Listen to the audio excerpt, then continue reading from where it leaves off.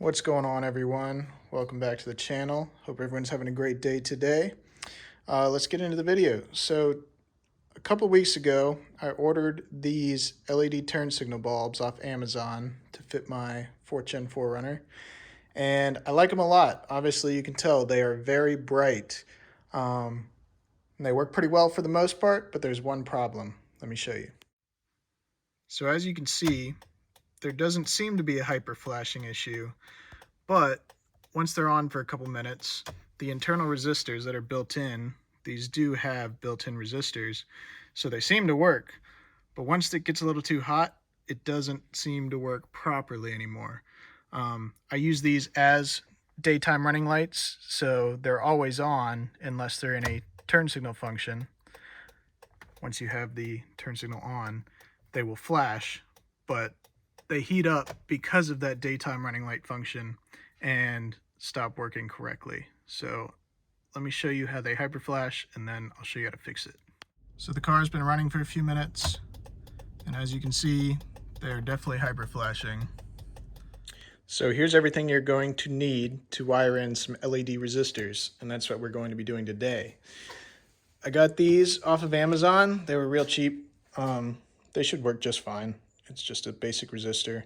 Came with 4 of them and some circuit taps.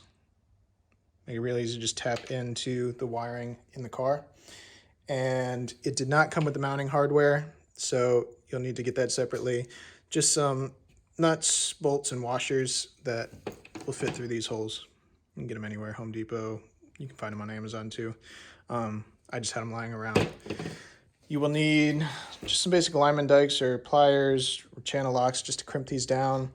I recommend some gloves, light to see what you're doing, and a drill with a metal drilling drill bit, because we will be drilling into the body slightly, but it's in a very unnoticeable area. It'll be really easy to do.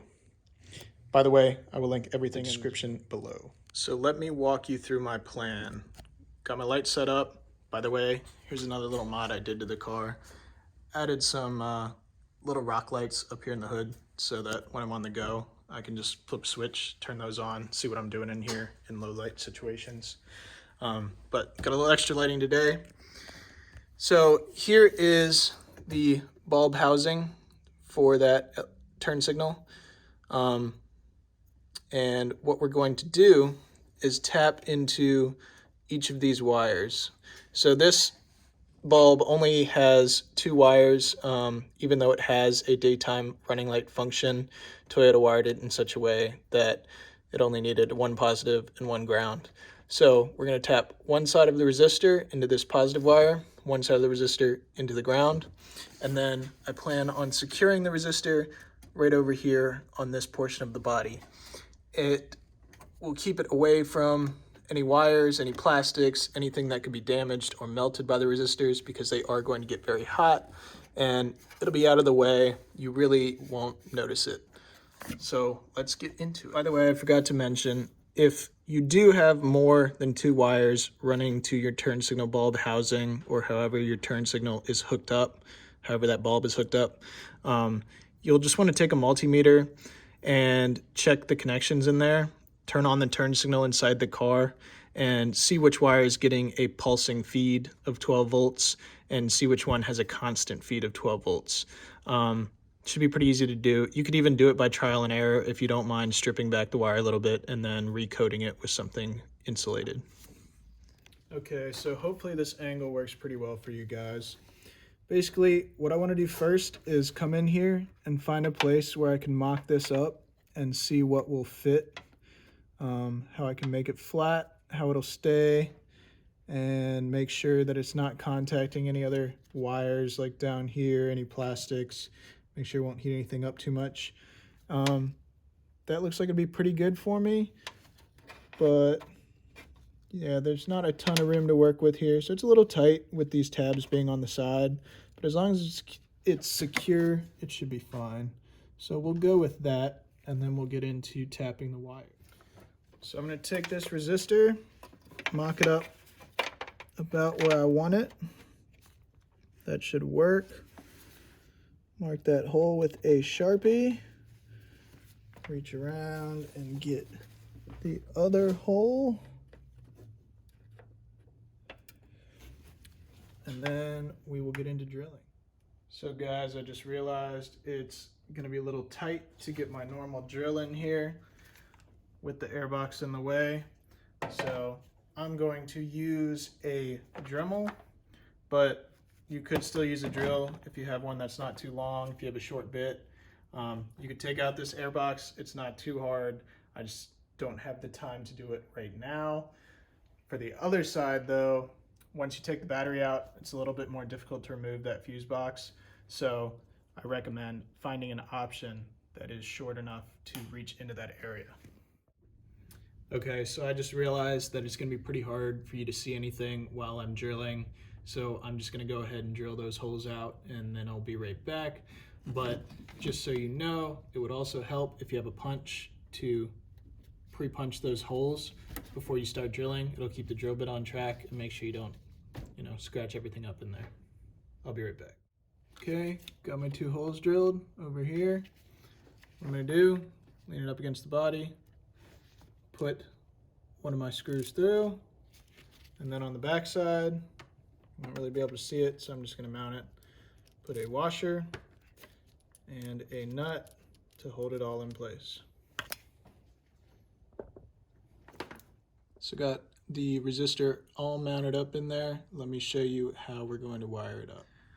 So this is how these little circuit taps work. So you see there's kind of a plastic wall in there on that side.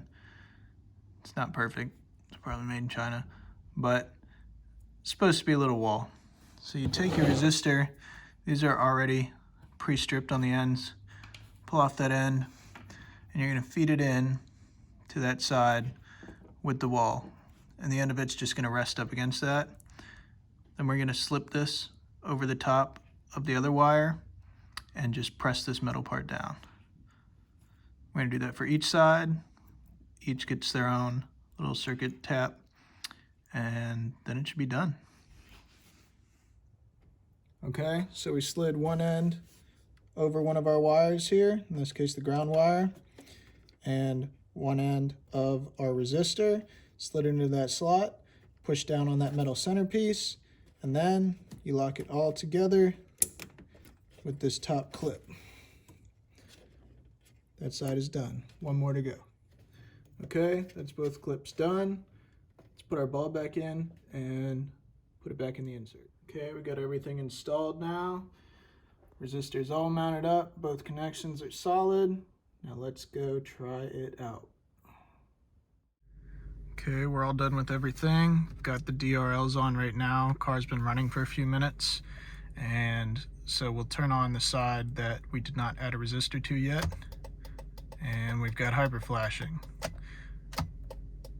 Turn on our side that we added the resistor to, and it's working like a charm. So I'll let you know how it stays working. Should all be fine. If you're only trying to do this mod for LED turn signals in general, and you don't use it as a daytime running light, you won't have any issues at all. This should work perfectly for you. For me, with that resistor being hot all the time, I'm not sure if it'll retain perfect functionality, but it should. So I'll let y'all know how it works out, but I hope y'all enjoyed.